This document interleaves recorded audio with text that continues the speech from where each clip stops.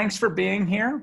And just so you know, I will be answering questions. You can ask questions using Slido. The cool thing about that is I get a record of all the questions. And at the end, Kris is going to ask the most relevant questions, the ones that have been upvoted. So if you're ever a moment, you can upvote questions as well as ask questions. I'm sure Kris will also answer questions using the chat and the messaging, which is open, and Kris is carefully monitoring that. So I just want to slowly start up and say, hey, the reason that we're here is we're all online. And then the product strategy today, I'm going to be talking about how strategy helps you to blend discipline, these tools and models and frameworks, with the chaos that frankly is required in inventing and creating new things.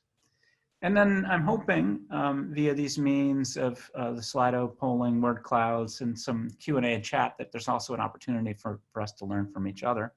Kris lets you know, but you don't have to take pictures of every screen. You don't have to do screen capturing because Kris is going to provide a link at the end for a PDF of the presentation. And with that, Kris, I'm going to hand it over to you. All right. And as you might have read about on Eventbrite, so this is free, and we're just accepting donations for Lauren Voisin, and she just recently passed away. To give you a little bit of information about her, at age 8, her and her sister, they actually started up a robotics company to focus on developing products for learning, for education. And I remember the first time I met her, she said that basically what's out there with Lego is too expensive, and it's not challenging enough. And I mean, I met her when she was 10. She already knew she wanted to be an electrical engineer. And so it's really kind of a sad, unfortunate situation. She passed away recently at age 15. So, if don't feel obligated, but we will send out some information on her foundation that we're trying to just keep her memory alive and everything that she stood for. All right. So with the Netflix 2020 product strategy, so Gibson Biddle, so he was the VP of product for Netflix from 2005 onwards. He later on also became VP, or I think it was CPO at that time, for Chegg, which is an online textbook rental company that later went on to become public. And for the last few years, he's been just teaching at Stanford and doing lectures all across the world. And so again, thank you for taking your time on the weekend to spend time with us and share your wisdom. Oh no, I'm pleased to be here, Kris. Thanks for. I'm really appreciative of the gang out there that's on a Saturday watching a webinar. So thank you for being here. I'm going to tell you just a little bit about my early career. This is the first hit software I ever built. It was called Sesame Street Elmo's Preschool. It was exciting for me. The company I helped start was called Creative Wonders.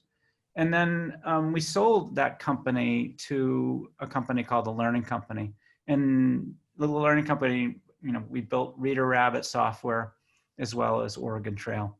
And this is very exciting for me. And I in fact, went on to help the Learning Company to grow.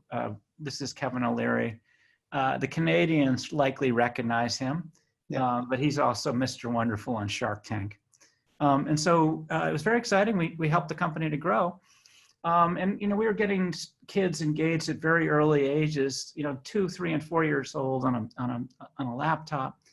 And then went on to sell the company for like $4 billion, this huge deal, but is now celebrated as a disaster. And what had happened is I had failed to build long-term durable advantage. I'd helped to create a fad, and that fad in a year or so fell away. So that $4 billion deal, the company was thrown back out of Mattel, and you can see it said that at a loss. So the loss was huge. This was a $3.6 billion disaster. And it was an early lesson for me in the importance of building long-term, hard-to-copy, durable advantage. And that's when I landed at Netflix. This is circa 2005. This is Reed Hastings. He's the CEO of Netflix. And there I started thinking much more deeply about strategy. And so I'm going to pass on the things that I've learned really in my second half of my career, because the second half started there. Just by background, I was at Netflix starting in 2005. And then, as Kris mentioned, I moved on to my next startup, Chegg, which is now a public company. The cool thing is both of them do very well in a pandemic. Chegg is all about online learning. So today we're going to talk about Netflix's 2020 product strategy. I'm going to share a few frameworks with you for how to think about strategy. And then I'm going to pretend, I'm going to do a mock, I'm going to pretend I'm the head of product at Netflix today and talk about how I might think about their strategy. And then the reason I was spending time to help you set up Slido is I'm going to do 3 what would you do cases. And it's going to be fun. And so I'm on to the first of those 3 chapters that I just described, and I just want to introduce a few frameworks.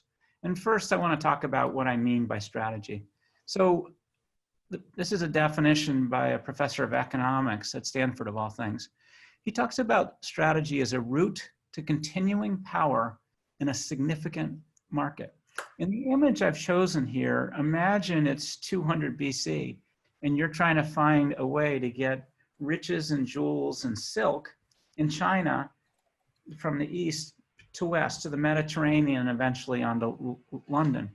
And this was discoverers and explorers were all trying to figure out what that route should be. And it turns out they discovered this is the Silk Road. And this is actually an image that's actually guarded by the Great Wall of China. It is a route to continuing power. This route still exists in a significant market. And it's durable. It's lasted multiple millennia. So why strategy? I focus on it because there's been a lot of focus on the how we build stuff, agile, et cetera. But I've been trying to bring a little bit more focus back to what we choose to build and why. And strategy helps inform that. And the most challenging thing for you as a product leader, and this is your job, is to communicate an inspired vision of the future. And strategy can help to do that. And then for me, product strategies are hypotheses about how you hope to delight customers in hard to copy margin enhancing ways, where margin enhancing is just a fancy way to say to make money. And then as product leaders, we can do anything, we just can't do everything.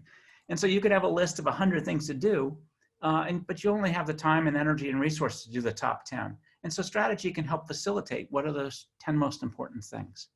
And then it helps to communicate a plan. How does all this stuff fit together? So I just want to lightly share 3 frameworks with you.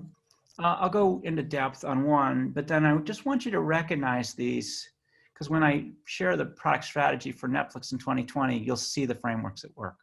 So this first one I call GLEE, and it's because it spells something. The G is the get big, the L is the lead, and then the last is expand. And it's a step-by-step way that you can think about a product and a company advancing over 20 or 30 years, and I'll share that. And it's a great way to create a product strategy. I've also already talked about the idea of delighting customers in these hard-to-copy, margin-enhancing ways.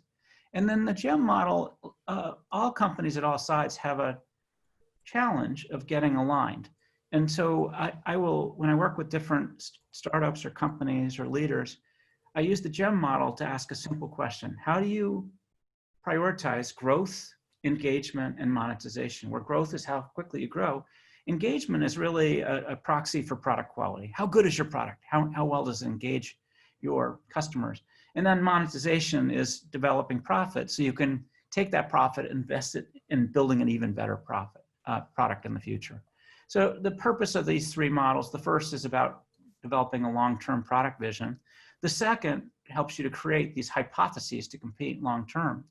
And then GEM model is about cross-functional alignment, getting the product team story straight about how to prioritize those 3 forces and making sure that the marketing team has the same answer and the finance team has the same answer, all organizations within a company.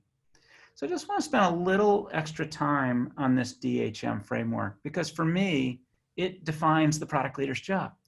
Your job is to delight customers in hard to copy, margin enhancing ways. And you can see how important my lesson from Mattel about creating durable long-term advantage is. So just think about Netflix for a moment and the things that delight you. And it took us many years to figure this out, but I'm guessing that the things that delight you about Netflix are showing up on this list. And then if you think about the ways that Netflix has done margin enhancement to create an efficient business model to generate profits to reinvest, we actually, Netflix didn't arrive at what it is today, an all-you-can-eat subscription until around 2002 or so. And then you may have noticed Netflix is always testing its pricing and its plans.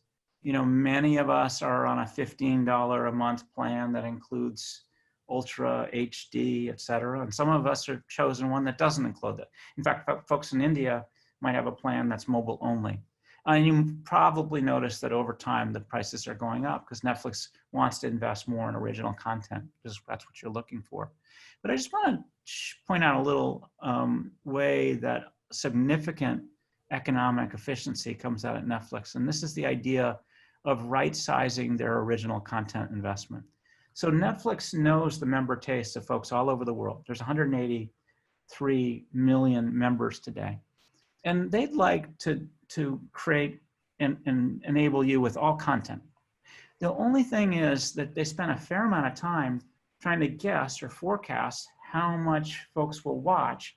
And they just want to, if they know a lot of people are going to watch it, they'll invest more. And if only a few, they'll invest less. So I'll share with you how you can think about that.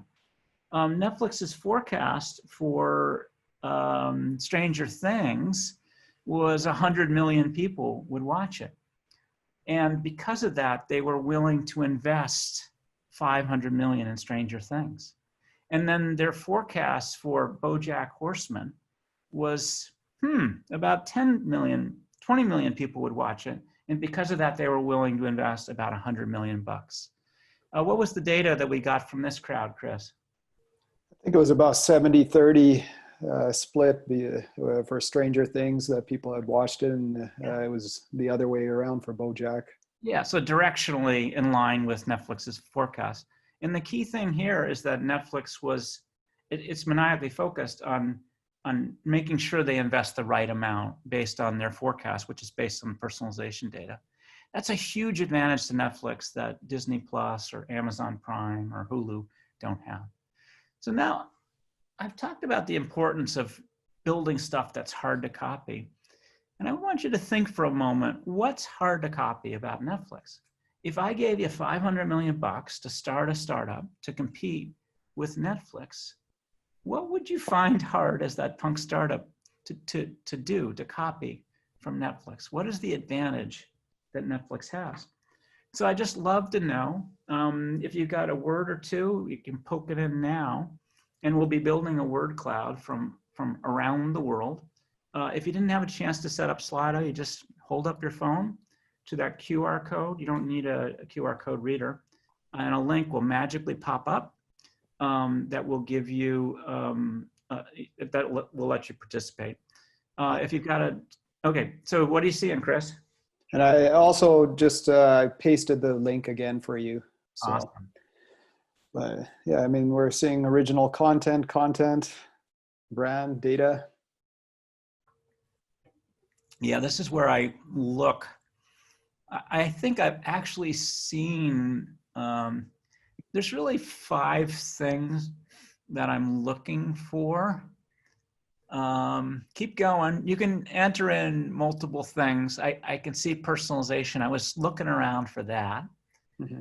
I see the content. I see the brand. Actually, with product leaders, it takes me a while to get the importance of a brand. So it's great.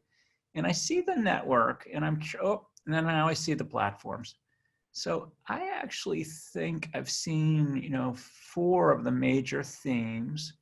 There's only one I'm missing. We'll see. Okay, you guys are doing great. Thank you. That's amazing. We got 79 participants. Let's let it run for a second more. We'll see how big it can get. And you can answer multiple words to help build the cloud if that's helpful to you. Any surprises here, Kris? I don't think so. I mean, they seem like pretty much in line. Like a pretty sharp crowd to me, because I think they've gotten I'll say 4.5 of the 5 things that I was fishing for. So I'll tell you the things that I was fishing for.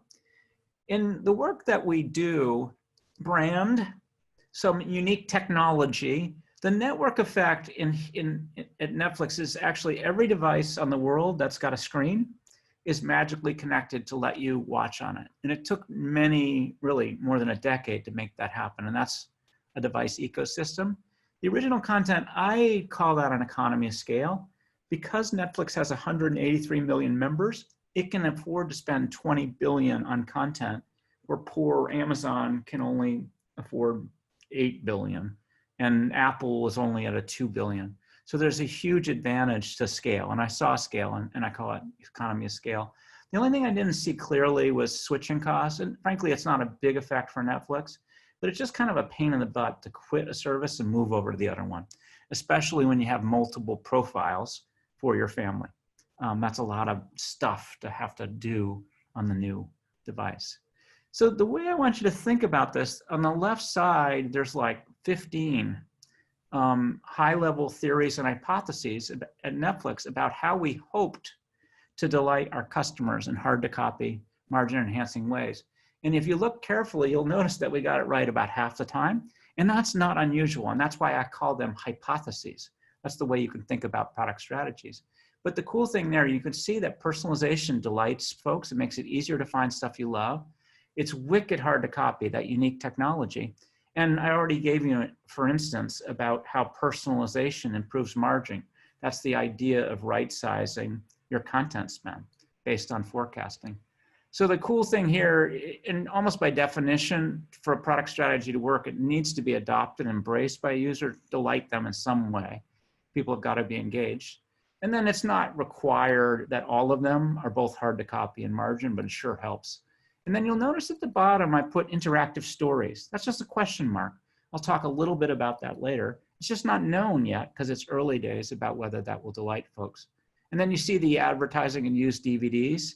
That did improve margin. We were actually advertising on the site and selling used discs at some point, but we cut it just to get maniacal focus on the things higher up the page. And then I just gave you a light introduction to those 3 frameworks. I use a lot of them. And Kris later will share a link for a series that I wrote on Medium called How to Define Your Product Strategy. But it's step by step, and it'll give you more depth on the 3 that I shared today, as well as like 6 others. So I'm moving on to chapter 2, if you will.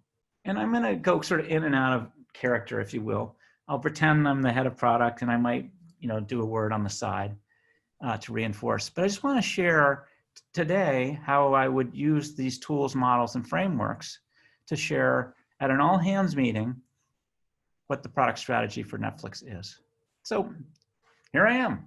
I'm 3 weeks into my new job at Netflix. I'm excited to see everybody. And I just want to begin by acknowledging the positioning of Netflix. Netflix is a movie subscription service that delivers fast, easy entertainment in a friendly, straightforward way. And actually the brand promise, and my marketing partner would want me to tattoo one idea on my forearm: movie enjoyment made easy.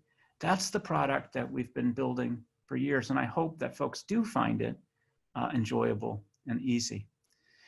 And then the product vision, we've been working chapter by chapter over a long time. We started by getting big on DVD. And then once we had a little bit of scale, we slowly switched, and this was January 2007, to lead streaming, a new digital era. And at some point when we were no longer in the business of delivering DVDs by mail, we could expand worldwide, because it's really hard to do a mail-based system all over the world. And that's gone extraordinarily well. And then the 4th chapter of our life has been original content, which we didn't start until 2012 or 2013, but it's really cool. Last year, Netflix, we had more Oscar nominations than the leader in original content, which is HBO. It's really amazing that a DVD by mail company could get to that 4th chapter. And now I want to give you a hint of 5 to 10 years from now, what might be the big, new, and bold experiment in the future. And you can just see baby hints, but we're betting that this will be the next best big thing 10 years from now, and that's interactive stories. A few of you out there may have watched Black Mirror's Bandersnatch. You can chat to Kris to tell him what you thought about it. You know, it's early days in the beginning, and you know, I get a lot of meh, but some people absolutely love it. And then the other thing that you may have noticed, Tuesday of this week, Netflix, launched an interactive film version of The Unbreakable Kimmy Schmidt, where you can help move the story along. And I'd encourage all of you to engage in that. But this is just a little hint of the future of bringing tools and technologies to stories where it's fundamentally more interactive, engaging. And you know, Netflix realizes that it's competing for screen time with other games, et cetera. The product team, it knows what its job is through one metric. Its high-level engagement metric is monthly retention. So at the beginning days of the startup, about 10% of the members would cancel each month. And then in 2005, about 5% would cancel every month. And today that metric's at 2%. So every month, about 2% cancel the service, largely for two reasons. One of those points is they have no money in their account. And then the second is maybe it's summer and they're binge watching too much. So they just want to get outside. I did spend in my first 3 weeks, you know, this year in the building as the head of product at Netflix, talking with folks in marketing and finance and the content team, trying to get our story straight on how we would prioritize these three forces. And after some arm wrestling, et cetera, we decided that the most important thing today is to grow, to continue to build that economy of scale. And then we're putting monetization next to become even more efficient and generate more profits, frankly, so that we can reinvest in more original content for our members. And then the third, and this is hard, this is the engagement, it's all about product. We've put it third because frankly, 2% cancel is really good and there's not that much opportunity to get better. Our bet is the best way to do it is give folks more original content and also invest in some of these interactive films. And this is, on the left are the current high-level theories and hypotheses about how to delight customers in hard-to-copy, margin-enhancing ways. So we keep pounding on personalization. You can see the focus on the left on original content, but I hope you've noticed that the watching experience just keeps getting better. It never breaks. You hit a button, you're watching it instantly. And we actually have a proxy metric for that. Retention is really hard to move, but in evaluating different issues in A/B tests, the proxy is percentage of customers who watch at least 30 hours a month. And my guess, that number is probably like 60 or 70% today. The more that you drive that up, the better your odds of improving retention. And then over to the right, you can see tactics and projects against that watching experience. You can see Ultra HD. Today, I'm going to talk about results and theories for two ideas: custom playback speed, letting you speed up or slow down stuff, and shared viewing, a Netflix party function.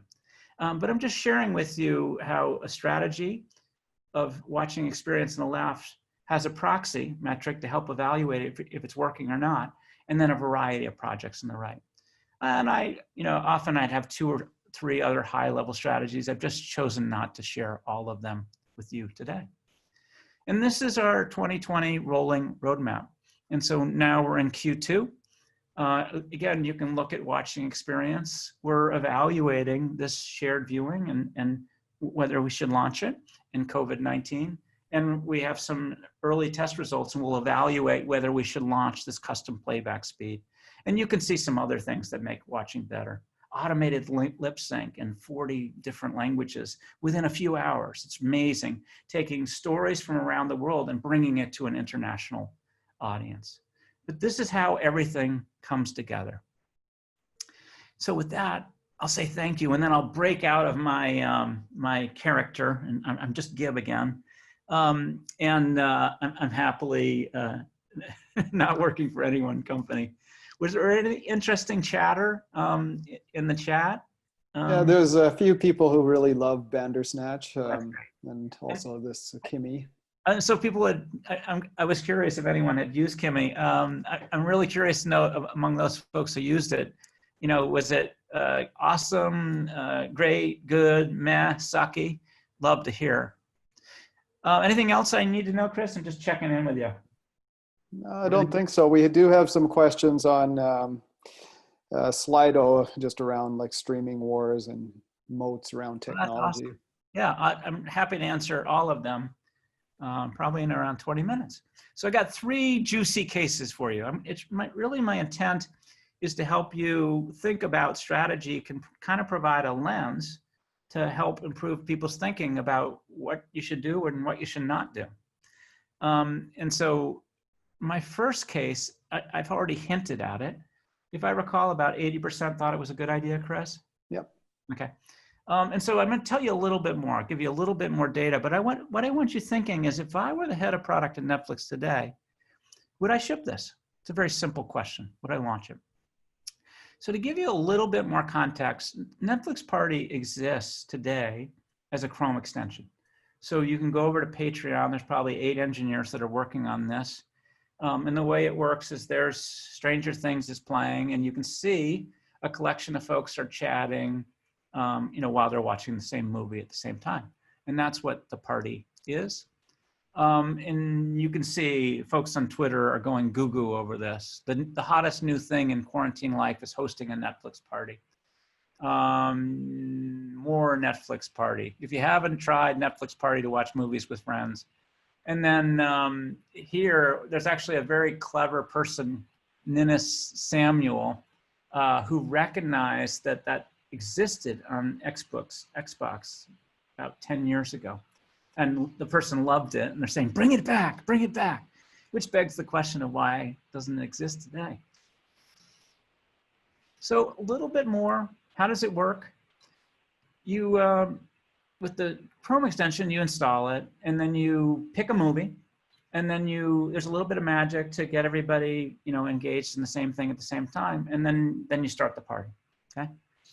And so what's going on here is Netflix, because of the structure of their code and their APIs, their application programming interfaces, their ability to do this themselves without having to make you set up a Chrome extension, et cetera, it's really straightforward for them, but it's also hard to copy work, okay? And the question is, if you were the product leader, would you spin up a little team to launch this, you know, with a real version, as opposed to using the Chrome extension from Patreon? So I want to give you a little bit more data, a little bit more consumer insight. And this is largely about the history of social with Netflix, which is not pretty. Social works really well for Facebook or a Spotify, but didn't work that great for for Netflix. We actually created a network. You could connect with your friends on Netflix. You could get movie ideas from them. And then we killed it in 2009. And the reason was only about 5% of our members engaged in it. And to our mind, if only 5% engage, you know, we call it a barnacle. It's like the barnacle on the bottom of your boat you have to scrape off, because it just kind of slows everything down. And then in fact, that person was correct. We had killed Xbox Party mode in 2010. Same reason, never got beyond 5% adoption. And then Netflix, when it was growing internationally, it enabled this wonderful thing. It was trying to build awareness of the service without spending as much money on marketing. But if you were a member and you watched a great movie, you could share the title with a friend, even if they weren't a member. And it did it magically via email and chat and Facebook and Twitter and what have you. And that didn't get enough traction either, another 5%er. So here's the insight about social and Netflix and movies. Your friends have sucky movie tastes, okay? That happens a lot. And I think this is true for most folks. And then the other reason, they don't want to share as aggressively as they do other stuff, because you got lots of guilty pleasures. There's some things that you're embarrassed about watching. And I know this of all of you. And these are the 2 key reasons that Netflix has struggled a bit with its social strategy. So here's the issue today. That little punk Chrome extension grew from 500,000 people using it to 2 million in the last 60 days. In fact, I looked at it last night. The Chrome extension has been downloaded 10 million times. That's a sign a potential, delight. And the engineering team, wicked bright, they can execute Party on laptop watching in the next month, fast. And they'll enable it on all mobile and TV devices by the end of the year. That's pretty fast too. Now, this is work that is also hard to copy because of the structure of Netflix code. My guess is if they did it, Disney Plus couldn't do it for a couple of years, or Amazon Prime. And the real question I want you thinking about is, will this delight Netflix members in hard to copy, margin enhancing ways? That's the real question. In an era of COVID-19, is this finally the time where Netflix should try social again, and maybe it will work? And the way to think about this is, can it get enough usage, enough delight? I've told you this is hard to copy. Would enough people engage in it so that they would love it and cancel a little bit less? If Netflix could get the retention from 2% cancel every month to 1.9%, that is huge. So that's what you're trying to do. You're trying to get enough people engaged in this feature that it would cause folks to stay with the service just a little bit longer. So the question is, you're the head of product at Netflix. Are you willing to do it again? Would you launch this feature or not? And so I'm going to put it out to the collective wisdom of everyone today using Slido.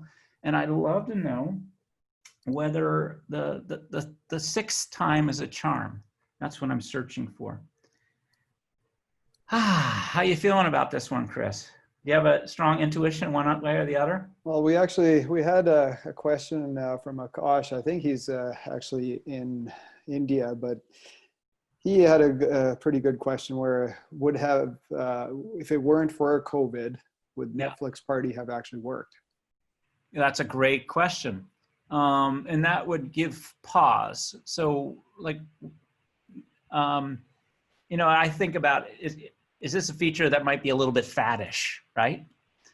It's a good question. I mean, you'll have to make the evaluation yourself. Or the other train of thought is everybody uses it and adopts it now and they love it and they continue post-COVID. I don't know the answer. And this is why you get paid the big bucks to make this decision as the head of product today. Okay, anything surprising about the result, Kris? I don't think so. I do have some people, they're saying maybe there should be another option of insufficient data. So. Yeah. Well, I know what they want. This is smart. They want to test it, okay? And Netflix would test it, and it would look at the results, okay? I actually have a pretty strong intuition on this. I'm going to share what it is in a moment. But just to be clear, in most cases, you would get additional data by, let's test it, put it out there with a subset. Okay, it's a 60-40 split, 60% yes, correct? So I'm going to tell you what I would do. I would choose not to launch. And I just want to give you a little bit more texture and thinking about what I'm hoping you will learn from this. So the first thing is, all of us on a Saturday, on a webinar, using a combination of Google Slides and Slido and Zoom, we are not normal people, okay? We are freaks, all of us. And I refer here to Silicon Valley freaks, but there are Calgary freaks and London freaks. We're not normal people. And so you have to sort of temper what you think and your opinion and your excitement. And this is the reason that, for instance, I would never do focus groups in Silicon Valley. I would go to Providence, Rhode Island, or Memphis, Tennessee, to talk with normal people. And then if your goal is to build a simple product, then you have to say no to a lot of stuff. And in this case, I would highly likely say no, because if you say yes to too many things, then your product is no longer simple. And you can't, my guess is this would yet again be a 5%er. And I'll tell you a little bit why in a moment. But if you say yes to all these little things, then you have lots of barnacles, and it's not as simple, easy. In this case, if there's no D, no delight, then you're not going to get hard to copy and margin. My guess is if you tested this, put it out there, you'd still see the same thing. Maybe it would go from 5% usage to maybe 6 or 7 points. And I'll tell you why, which is, if the job here, Netflix is all about movie enjoyment made easy. So think about it for a moment. Just the process of you in a family agreeing on what movie you all want to watch together on your couch at the same moment in time. That is hard. It's hard to get 3 or 4 people in the same room to agree. Think about doing that all over the world as well as agreeing on a time. And that's the stuff that you're like, screw it. I'd rather watch what I want to watch when I want to watch it. That's why Netflix enables 3 or 4 streams that people can watch in parallel. So my strong intuition is no on this. Okay, I've got a second one for you. The question is, should Netflix allow its customers to slow down and to speed up playback? And this is actually out in test right now. So I spend far too much time clearing my cookies and looking for stuff.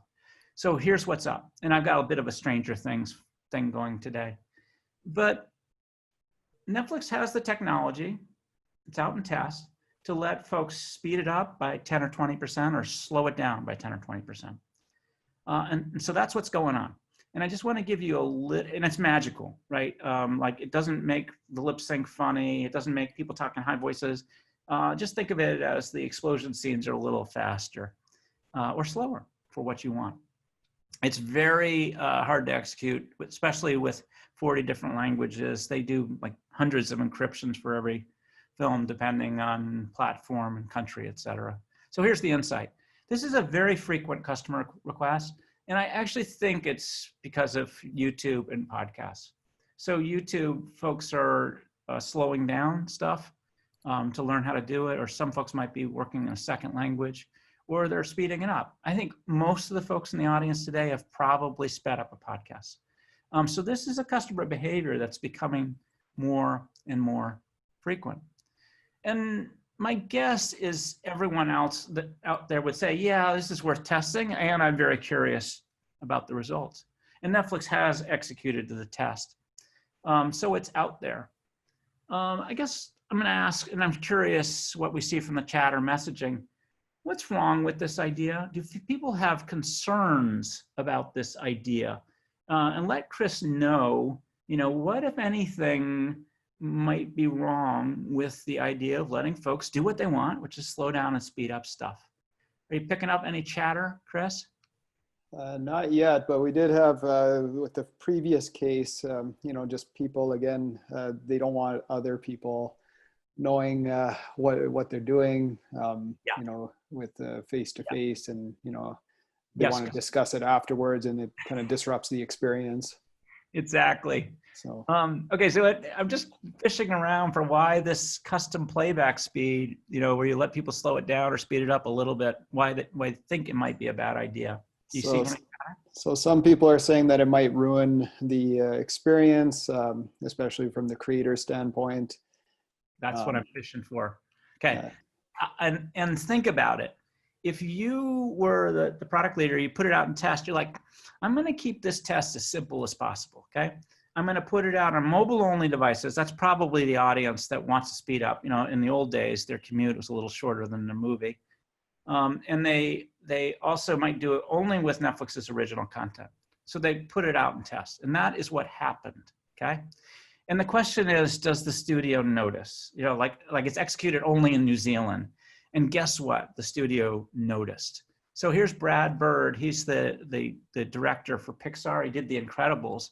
He's like, welp, another spectacularly bad idea and another cut to the already bleeding out cinema experience.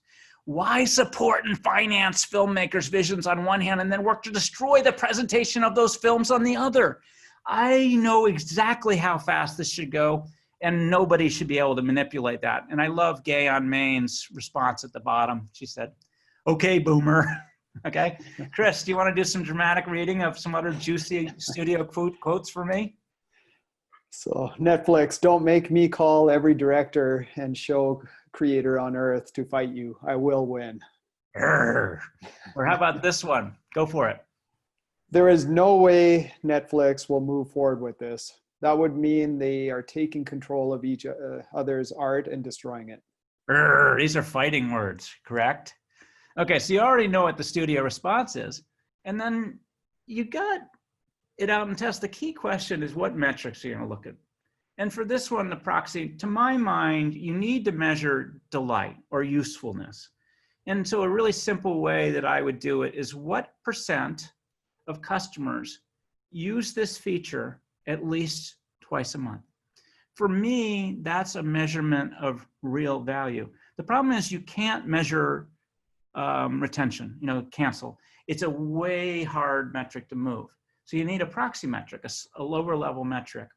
And this one, to my mind, if you got 30% of folks engaged in it once or twice a month, if you had test results like that, and this is the question I'm going to put to you, would you launch this or not?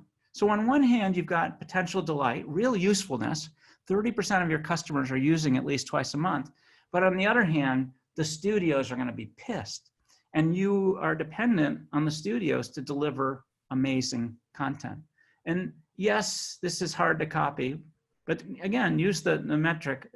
Is this going to delight folks in hard to copy, margin enhancing ways?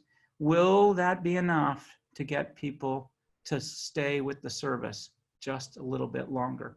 So you're the head of product, 30% have used it at least twice a month. Would you roll this out to all or not?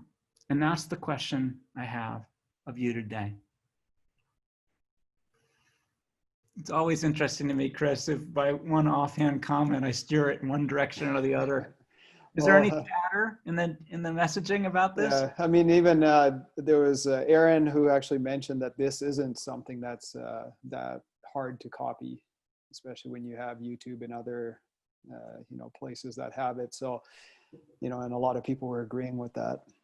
Yeah, my analysis is anything that engineers do, and artful engineers, it's often hard to copy. So in this case, recognize that Netflix, every movie or TV episode they encrypt, there's hundreds, probably 100 or 200 versions for these different platforms, bandwidth, country, et cetera. And then you're going 40 languages. So working at the scale with the lip sync, et cetera, it's actually very hard to execute. Anything that's hard to execute is often hard to copy, as long as the work is committed by engineers. Okay, so we got no. 2/3 no, 1/3 yes. Okay, so I'll play product leader today and I'll just tell you what I would do. There's no right or wrong answer in any of this, okay? So the world is still dependent on our judgment. And so I would choose to launch. And I just want to give you a little sense of why, right? So this is about customer obsession. Anytime you find an opportunity where 30% of your audience would engage, I think that's a pretty good sign of delight. And this is about obsessing over your customers and, by the by, not worrying about the studios. So, and then I do think 30% is enough to delight. I think it's hard to copy. And I think you have a shot at actually improving retention. And that's how you'll build margin. And then this is a really interesting thing about Netflix. The concept is these organizations are tightly aligned and only loosely coupled. So this decision is actually made by the product organization, not the content organization. And so Netflix makes decisions about the product, and they're trained not to care, I'm saying that too strongly, what content thinks. In just the same way that the content team makes decisions about which films to fund or not. It's not a product decision. And this is the concept of loose coupling. If all of those people were involved in every decision, then decision-making gets slowed down.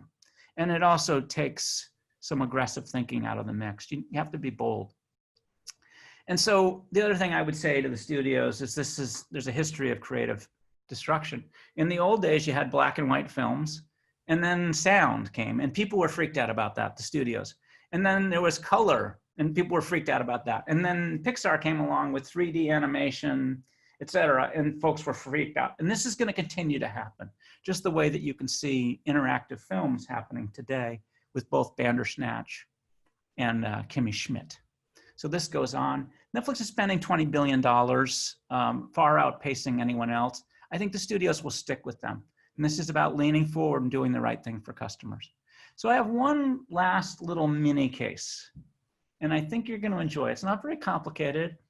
I've never done this before, so I'm super curious. So here's the deal. There are a bunch of folks out there that signed up at Netflix about a year ago and never used the service. Like, what's up with that? Did they sign up by mistake or didn't even know they were doing it? Maybe they hit the wrong button on an Apple TV. I have no idea. And the question is, should Netflix do something about that? Should they auto-cancel inactive members that are clearly not getting any use out of the service? And it turns out that 0.5% of Netflix members haven't used the service in the last 12 months. That's 0.5%. And the idea by the product leader is, let's send an email and a notification saying, hey, we noticed you're not using the service. Would you like to cancel? Click the button to cancel. And then the idea is, if they say, yeah, cancel me, you cancel them. And even more, if you don't get a response from that person, you cancel them. This is the idea. And the impact is you'll lose $100 million annually. And I want you thinking in your head about, is this delightful? Is there something about this that's hard to copy? And yeah, you're going to lose money, $100 million bucks. But are there reasons that maybe you should do this anyway? And that's what I want you thinking about. A very simple idea. You don't even have to test it. You know you're going to lose $100 million bucks. This is the question I'm putting to you. Would you execute this idea or not? So I'm putting it to Slido, and I'm deeply curious to see what the response is today, because I've never done this before. Oh my God, there's a lot of people leaning forward. You see anything in the chatter, Kris? Oh, there's a lot of opinions on. Tell me. I want to hear what they're saying. So, it's a lot of people are saying that they should, and just to be a good guy and so on. And okay, to be a good guy, right? To do the right thing, right? Yeah, what else did they say? And especially $100 million isn't very much for. Good. $100 million bucks on a company that's going to do $20 billion in revenue this year. That's a good insight. Okay. Okay. Now I'm probably mistakenly steering the question, more towards the yeses. Okay. But 2/3 yes, 1/3 no. Okay. Would you launch or not? And I would launch. Okay. This is the first time I'm in lockstep with everybody out there. I feel better about myself. So here are the learnings. The hard to copy advantage that you're building here is the brand. Okay. That's it. Like, you guys were all thinking about it like, ooh, that's kind of impressive if Netflix did it. By the way, they just executed this idea yesterday. Okay. They did it. Isn't that cool? Right? And to their thinking, it's worth spending $100 million bucks to build an even stronger brand. And by the way, it wasn't really money that they should have earned anyway, right? And $100 million bucks is the cost of doing the right thing and building an even stronger world-class brand, which is wicked hard to copy. I also love that person saying it's only $100 million bucks, okay? This is actually a low stakes decision. And most product leaders would sweat this, okay? Oh my God, I'm gonna lose $100 million bucks. But it's low stakes because it's only $100 million against $20 billion in revenue. And the other thing about it is it's totally reversible. If for whatever reason you thought you got it wrong, you could flip the switch the other way. So it's a really good insight when the person said it's only $100 million bucks. All right, so I'm bringing it home now with a few conclusions. I've spent some time talking about strategy, and if you recall, what's the path to get from the silk in the Far East and China to deliver it to London? And that's a path of exploration. And in that case, it was across land, but oftentimes, we might have concluded that it should be across sea, whatever. This is about exploration and discovery. And it's about discovering that route to continuing power in a significant market. And I hope I gave you a sense of how strategies are hypotheses about how you hope to delight customers in these hard to copy, margin enhancing ways. And I'm hoping that you see that these frameworks, I just shared 3 of them with you today, enable you to combine the discipline and chaos of invention. Chaos is required in inventing the future. It's required in experimentation. New ideas come out of chaos, but you want to channel it and discipline it a little bit. And that's what strategy frameworks do for you. And then at the end of the day, they help you to do the absolutely hardest job that for you as a product leader, which is to communicate an inspired vision of the future. So think about how far Netflix has gone from DVD by mail company to beginning to invent a new genre of interactive films, okay? And think about how inspiring that can be if you do it well. Because this is the real challenge for a leader. If you want to build a ship, don't drum up the people to gather wood, divide the work, and give orders. Instead, teach them to yearn for the vast and endless sea. And this is the opportunity in strategy done well. And this is from the Petit Prince. So with that, I say thank you. And if you know me well, I'm not quite done. There's just one more thing I'd like to do, which is sometimes I just feel like I'm a street performer doing my thing. You know, you see the crowd around. Way cool. It's great you're all out here on a Saturday. And then the street performer does this incredibly stupid thing, which is they pass the hat and they ask for money. And this is that moment, but I'm not asking you for money. I would just love a little bit of feedback. This is the 514th time I've collected feedback. This is how I've learned to do this stuff. And I'm going to use Slido. So I would love, love, love it if you could indicate left-hand side, 1 star sucks, 10 star on the right side is awesome. Pick any number of stars you want, okay?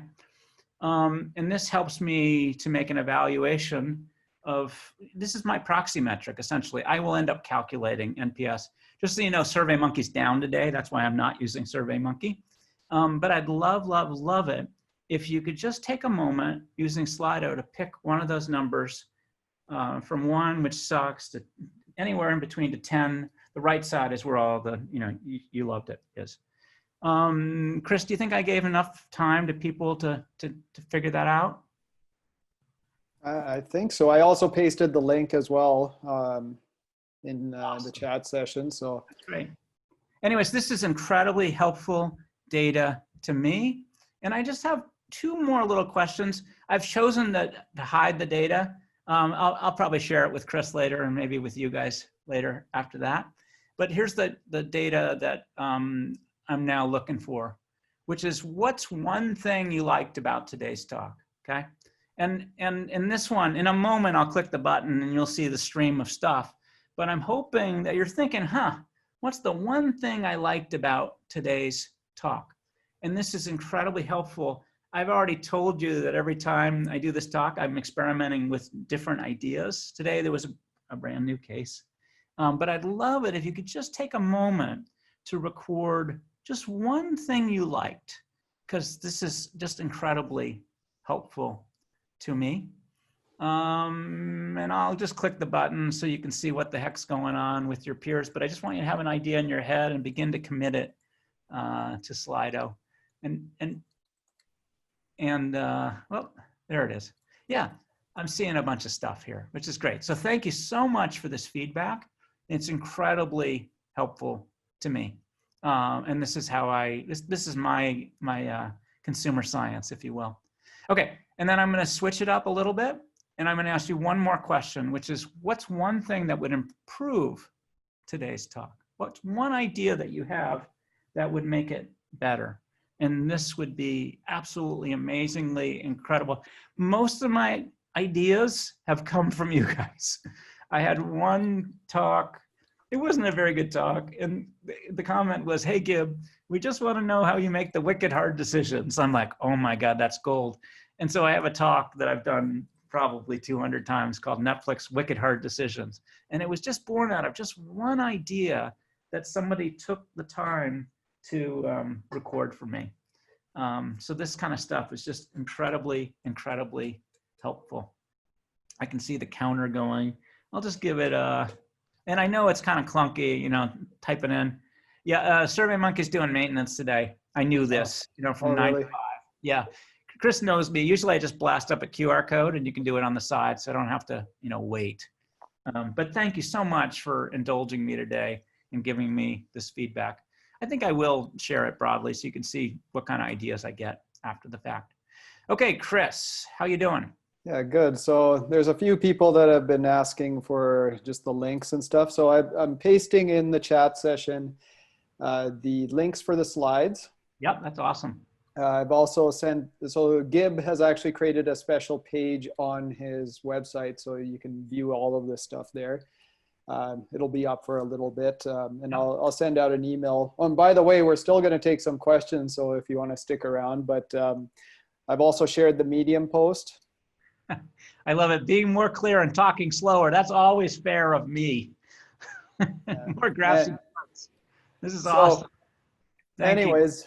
You. Okay. So with that, I truly say thank you.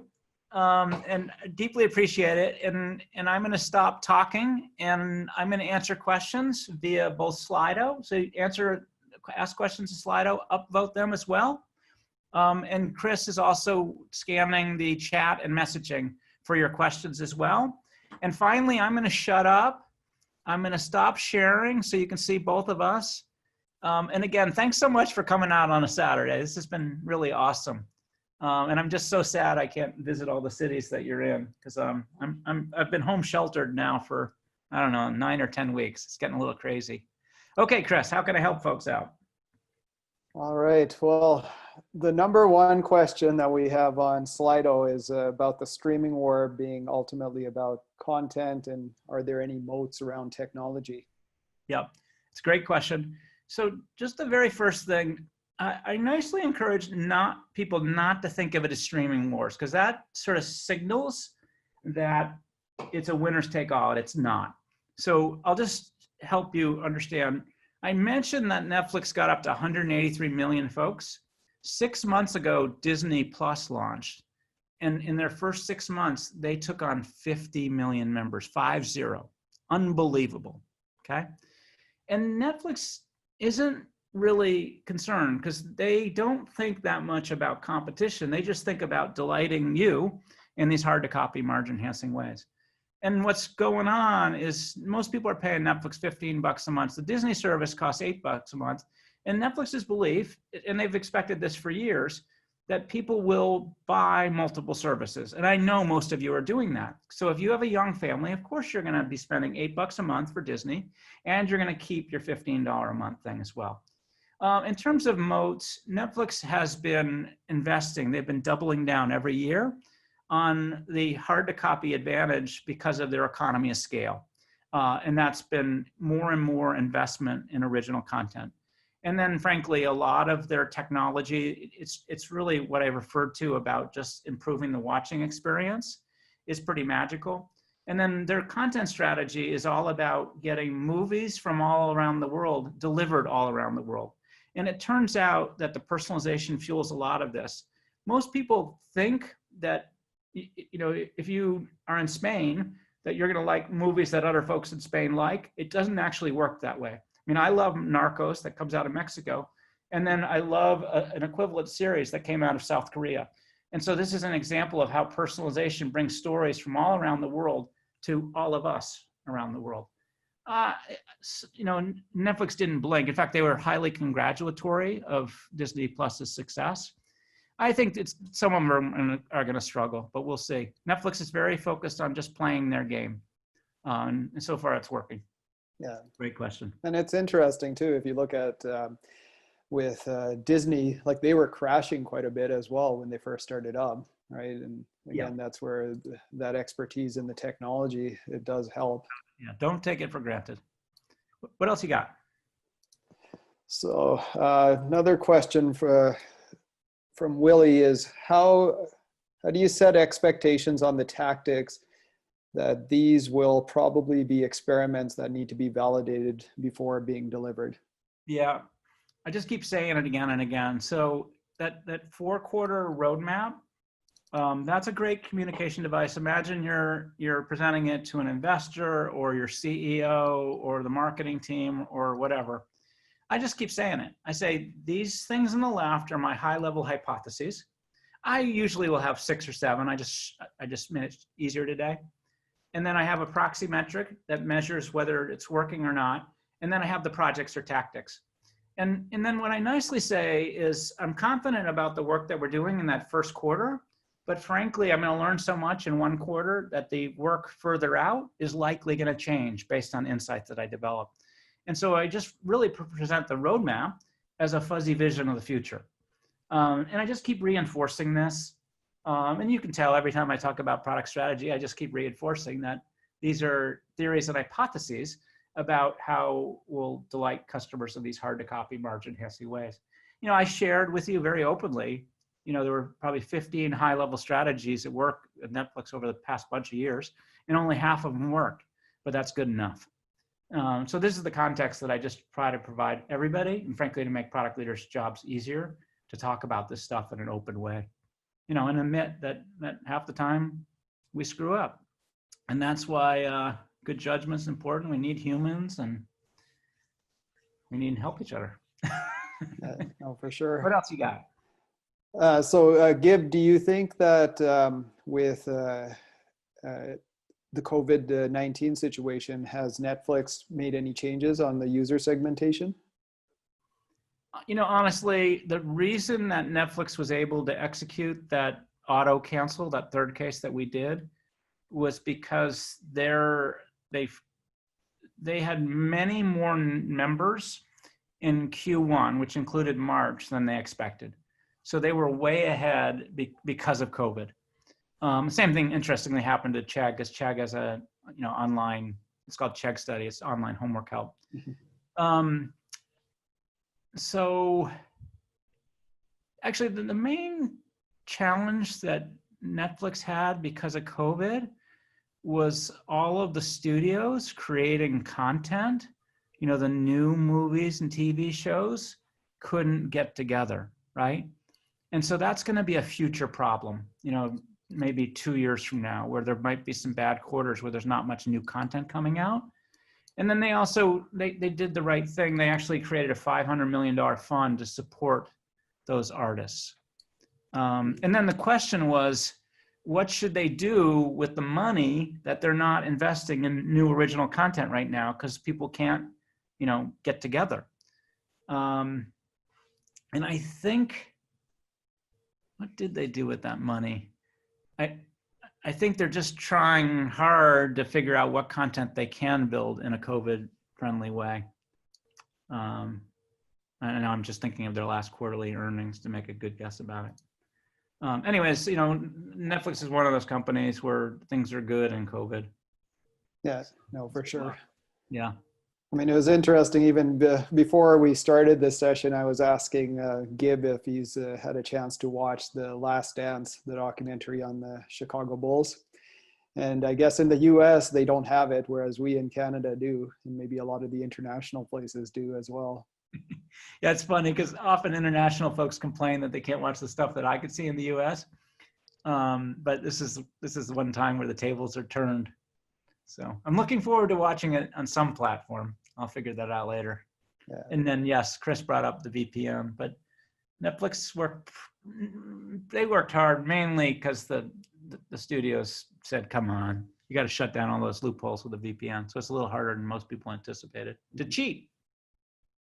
Well, apparently ESPN app is on Apple TV. Yeah. That's maybe they probably have a 1 month free trial or something for me, right? Yeah, maybe. I mean, it's probably one of the best. It's actually funny, even, you know, you mentioned about that playback. Just yesterday, I did my first ever Medium blog post. And one of my former students, he's like, you know, you should have just put it on YouTube. And then instead of reading, I could have just, you know, sped it up to like 2 times and I wouldn't even have to bother reading it. And Thank you, Jenny Song, for your tip. I could see it. I'll get on it. I recognize Jared as well. That's cool. There's a lot of familiar names. Hey, Gib, on your side, can you see the Q&A? Slido? You want me to look at it? No, on Zoom. Yeah, I opened up the chat. I'm staring at it now. Oh, okay. Yeah, because there's a Q&A section at the bottom, which I'm clicking on. Oh, wait, it's on another screen here. Okay, so there's a... I got it. Do you want me to look at it now? Well, yeah. So, I mean, we got a few questions if you want to take off there as well. Okay, the question from Avinash, why is Netflix betting more on original content as compared to expand existing content? Why would you not try and get an Adventures, Endgame, et cetera? You know, I would, the tricky thing with original content, or the good thing is that Netflix has the rights in all 190 countries. Whereas if you were working to get Avengers Endgame, you're not going to get the rights forever in every single country. And that frustrates customers when there are these windows where things turn on and off. That's the one subtle difference. If I had to guess, maybe 20% of Netflix's investment in content is in its original content. I don't know the answer for sure, but that's a ballpark. But Avinash, you're correct that more content is better. You want more stuff. But Netflix gets a little extra credit for original content because it's available everywhere in the world. And they also can do novel stuff because they understand the member tastes because of personalization of these 183 million people worldwide. It's a great question. Thank you. Do you want to read them to me or you want me to do it myself, Kris? I can read it to you. So the next one up was from David. And how did you approach what retention metric to focus on when tackling retention?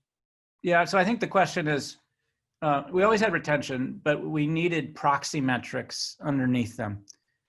So I'll give you a really freaky one.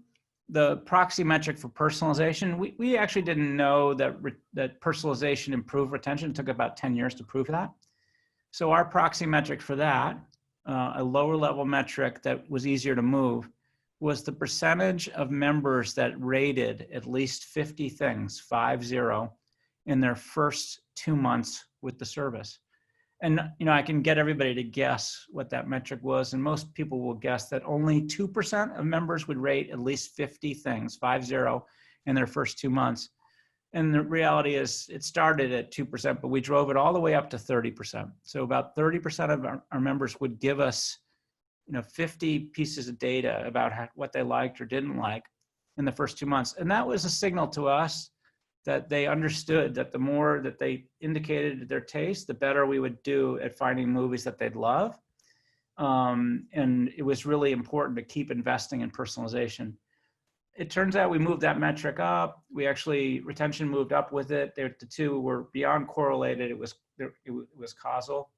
And that's the reason that Netflix continues to invest so much in making personalization work. By the way, identifying proxy metrics is hard. I mean, when we launched streaming, the proxy metric is what percentage of members watch at least 15 minutes in the first month. That was at launch.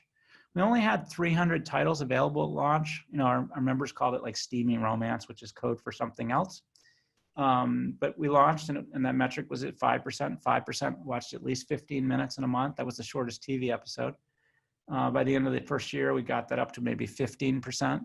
And today that metric, I'm sure, is like 98%, right? The metric has changed. It's like what percentage of members stream at least 30 hours in a month.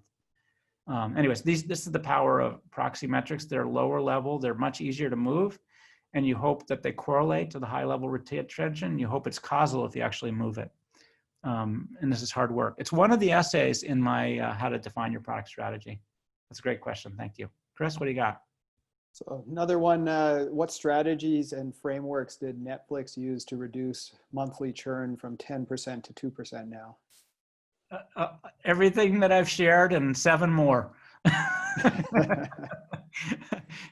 Just drop the link to how to define your product strategy into the chat and messaging. All right. So I'm not academic. I know Kris is from academia. I only share the tools, models, and frameworks that work. And believe me, I've invented lots of tools, models, and frameworks that are not helpful in any way. And I've expunged them from my memory. And I certainly don't share them today. What else you got? Another question about Disney Plus subscriptions have been free with cable packages and partnership deals that way. Do you think that they'll retain these type of growth trajectory if people actually have to go out of their way to pay for it? Yeah, my guess is that Disney has a really strong content library and really targeted, strong knowledge of their audience, which is families. Like, my girls are 22 and 24. They grew up with Disney content. That's going to continue forever. And obviously they've broadened beyond that. I mean, if I recall. I think Avengers, well, I can't remember if Avengers Endgame is part of the Disney library or not. Anyways, yeah, I understand that some of that growth comes from an audience like that where people didn't really have to make a decision. But I'm pretty confident that on their own, people are choosing Disney because they have families that just love the storytelling that Disney's done for 80 years. I mean, they're experts. Yeah, I mean, it's interesting too, if you look at like with Disney owning Star Wars. I mean, they were smart with actually going and having actors where now you have a helmet on, and now you don't have to pay for somebody just because they're, you know, X, Y, and Z celebrity demanding so much money for it. So, but Jared has a question. As a proxy for delight and or margin enhancement, would you compare cohorts that don't use a feature you are testing? For example, users that use speed up, slow down feature more likely to be retained?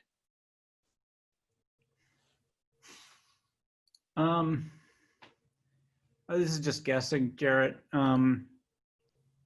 My guess is that is a feature that will more likely be used on mobile devices. That's really what's going on there. And so the question by extension is, are there different properties of mobile users? I know that in India, there's a mobile only plan. In fact, in India, because of India, Netflix enabled download and playback later, largely because in India, folks, wireless is good at work and kind of stinky at home. So they would download a movie at work and then play it back at home. Anyways, Jarrett, yes, you would dig in the dirt. Most of these decisions are not straightforward or easy. You know, I was trying to push people to imagine that you got 30% adoption. It's always a shade of gray. You know, my guess is the real result will be less than that. And that'll be causing product leaders to ask a zillion questions. I think in that case, they might enable it on a mobile only, which may not piss off the studios as much. Anyways, so, and you know, in data, you can torture the data until it speaks the truth. You know, every piece of data needs 3 more questions to be asked. Anyways, without seeing the data or knowing the data, I can't give you much more than that. Okay, what else? I have a question about what resources for frameworks can I get to post for a new neobank in South Africa? Would you refer them back to your website for that? Yeah, that how to define your product strategy series. I think I mean, really, the only thing I didn't advocate today, which actually is quite helpful, at the beginning when I was doing the mock product strategy from 2020, I actually shared the positioning of the product as well as the brand value, that idea of movie enjoyment made easy. I wrote another article called Branding for Builders. It's very popular. It's got like more than 10,000 claps on Medium. But there's 2 frameworks sitting in there. But the how to define your product strategy is super helpful. I do online product strategy workshops all the time. You can go to my baby website and scan down the homepage and see what's available. And then I have a course on Teachable. If it's not obvious, everything I do is online now. Teachable is self-paced. And excuse me, the thing that I've learned is self-paced means slow pace. So I like doing the workshops because it motivates people to you know, work together fast. Like I have essentially 2 4-hour sessions on different days, and then I have a 5.5-hour version. And the goal is to help people move with pace through these tools, models, and frameworks so they can learn them. And it's great fun. And I've been shocked by how well online workshops the NPS is high. You know, people are looking for enjoyable things to do and great ways to connect with peers outside their biological unit or their company. So it's really been a silver lining for me on all this COVID-19 stuff. Yeah, no, for sure. We were chatting yesterday when we were doing our practice session, and I mean, I was telling Gib that I was really impressed with how he was able to move and shift everything online so quickly. I mean, how many days did it take you?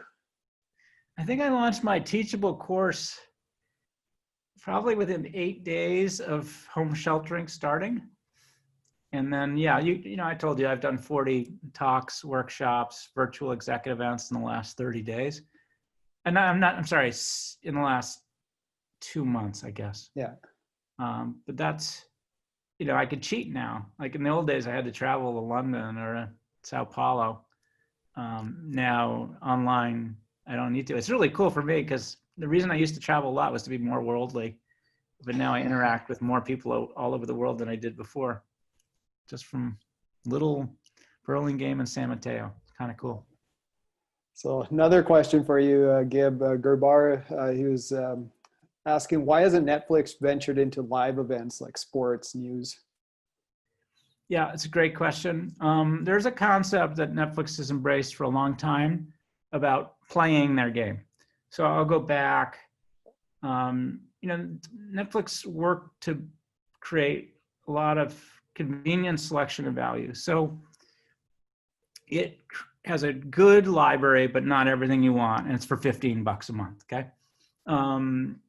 and like when I was running product, people would come to me and say, "Hey, Gib, Apple's letting people download new releases. You know, you could click a button and let people do that, and they could have the movie for whatever, $12."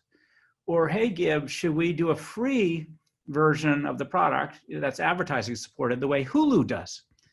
But we just sort of chose to stick to our swim lane, which was we were trying to do the all-you-can-eat stuff, you know, a great amount of selection without too high a cost. And we let Apple do the download new releases for $12, and we let Hulu do the advertising supported. And it worked out really well. So now to the live events, you know, a couple of challenges. Netflix is very focused on content that will have value 5 or 10 years from now.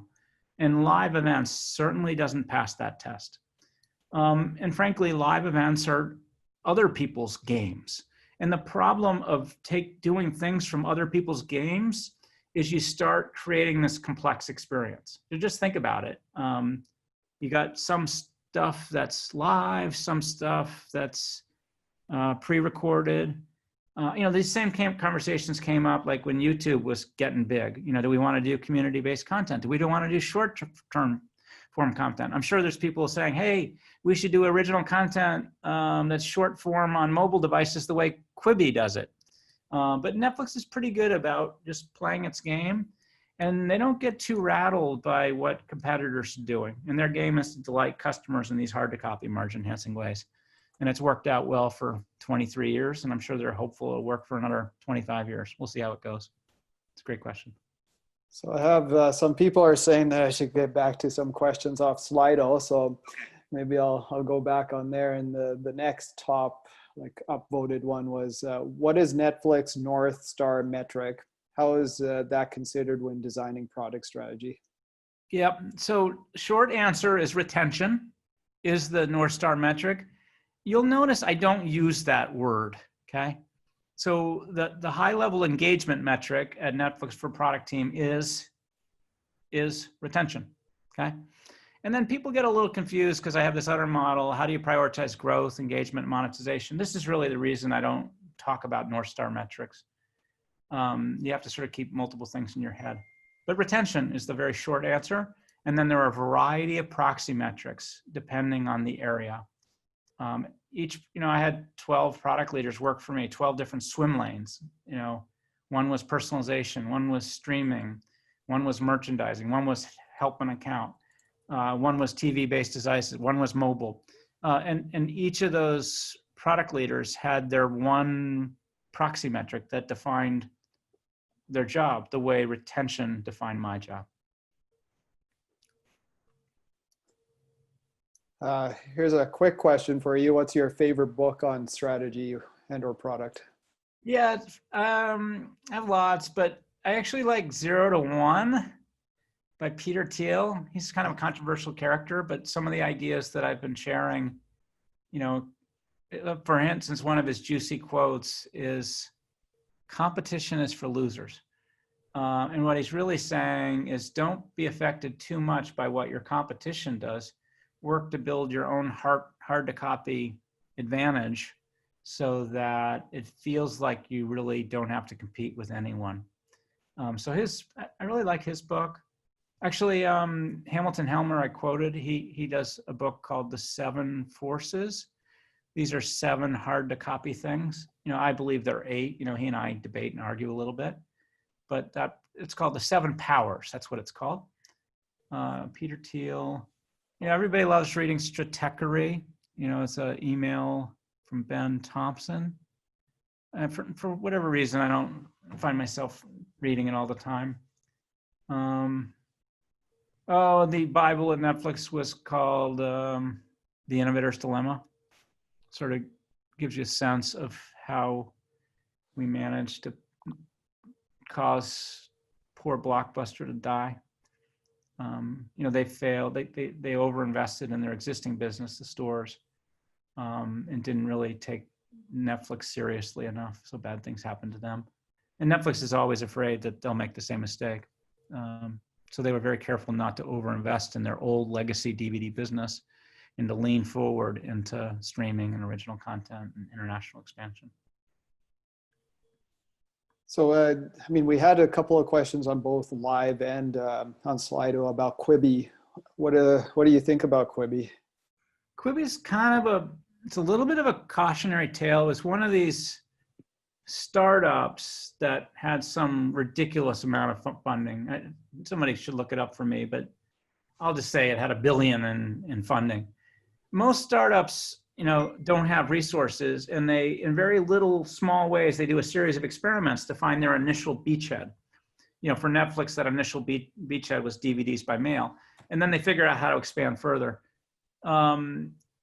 If you get $1 billion in resources, then 2 things happen. The worst is the expectations are so high of what you'll do. Before they even launched, they were doing TV advertising, which is just crazy from a startup point of view. So expectations were wicked high.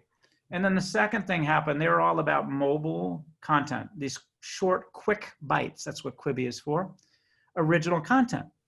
Unfortunately, due to COVID-19, all the traffic of mobile moved to desktop. Most of us are on desktop today. And most folks were too busy that they didn't need those little things to do on the side while they were waiting in a doctor's office or on the bus commuting. Those use cases don't even exist today. And so they've had to hustle to figure out how to get their content to TVs and laptops. And I don't believe they've gotten there. And then they made the third mistake, which was they marketed Quibi, where people don't really care about Quibi. They care about the content. So a lot of people go to Netflix because they want to watch Orange is the New Black or Stranger Things or Ozark or whatever. They were very focused on the service in Quibi. I think only recently did they shift to focus on some of the content. I've been a subscriber. It's like kind of crazy. I just watched it for like a minute and then moved on to the next thing. I think there's going to be some art. How do you engage me in a minute with one of those series? That's like a creative challenge, enough to stick with the whole series. Everything's 8 to 10 minutes. Anyways, we'll see. My guess, startups are wicked hard, and my guess is they're going to learn, and I'm sure they're learning. And let's just see how they're doing a year from now. That's the real challenge. That's the real question. With the current lockdown, what do you think with that's one of the questions on Slido, but new movies, new shows, they can't happen. What do you think their, plan B is going to be? Plan B for Netflix or plan B for the story creators? Well, I guess either or. Yeah, Netflix, I sort of alluded to the challenge. They've been investing big in original content, and they can't put as much money into it right now. But I was trying to remember their last earnings report. I think they're trying. Okay.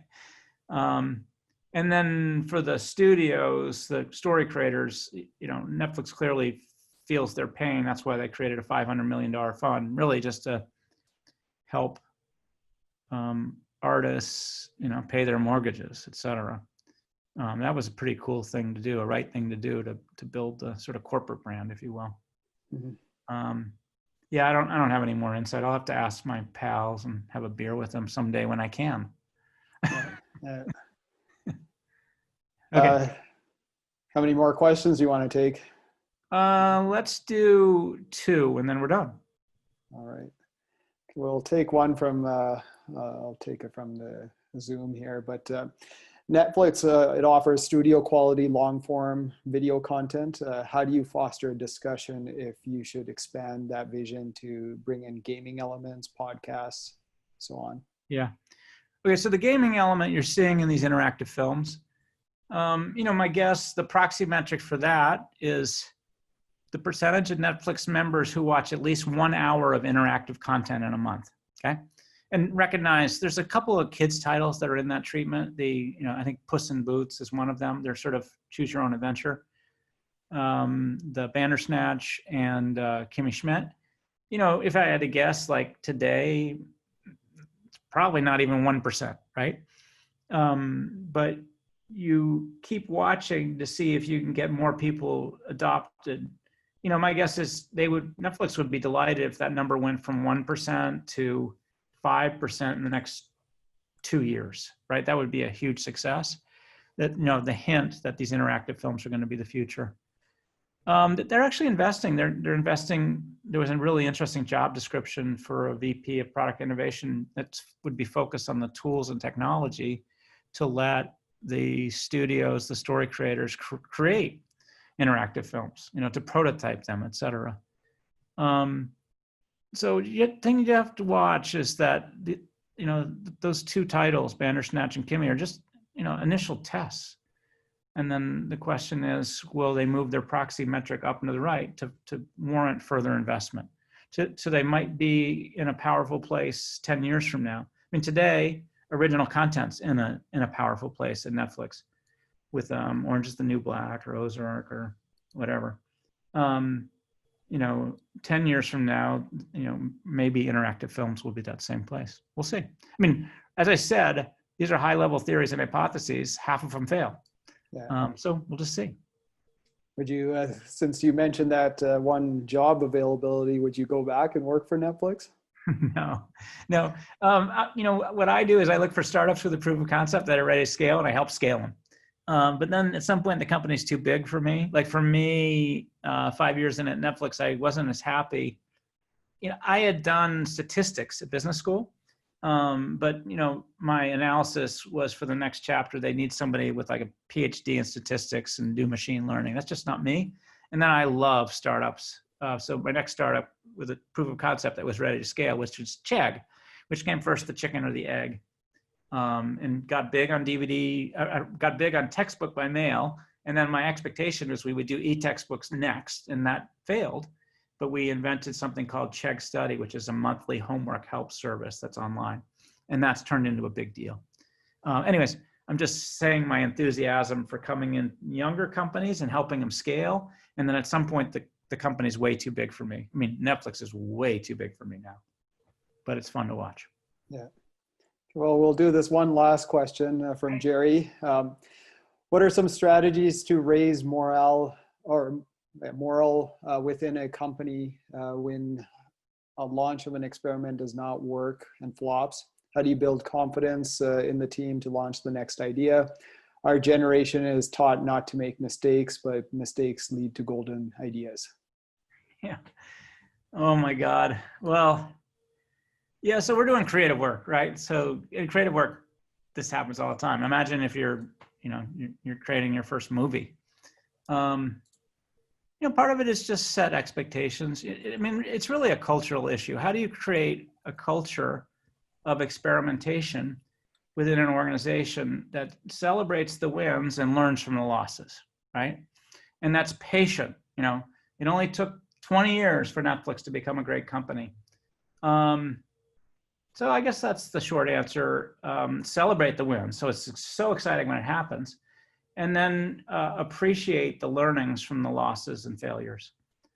And then I think proxy metrics are helpful too. Most people like if you have a proxy metric, as long as things are going up and to the right, the way they did for the proxy with personalization, you can just build your confidence, even though it may not be obvious it's going to be a long-term success. So these proxy metrics, if you can keep pushing them up and to the right, you can begin to imagine that this might be something important 5 or 10 years from now. And that's the hardest thing, is creating a culture where people are willing to be patient. So, was able to create a culture like that at Netflix and a culture like that at Chegg, and that's hard. I mean, I'm using this word culture. Culture is really fascinating to me. It helps people to make great decisions without process. Process sucks the lifeblood out of creative work or talented people. So how do you define, edit, and live a company culture? The Netflix culture deck is fascinating to read. I've done some talks about culture. I just find it fascinating. In the second half of my career, I learned about the power of product strategy, but also the power of culture. And then the third is the power of consumer science. Let's test it. Let's experiment. Let's figure out what works and what doesn't. All right, Kris, it was amazing to be here today. That's awesome. Thanks so much for hosting me. No, thank you.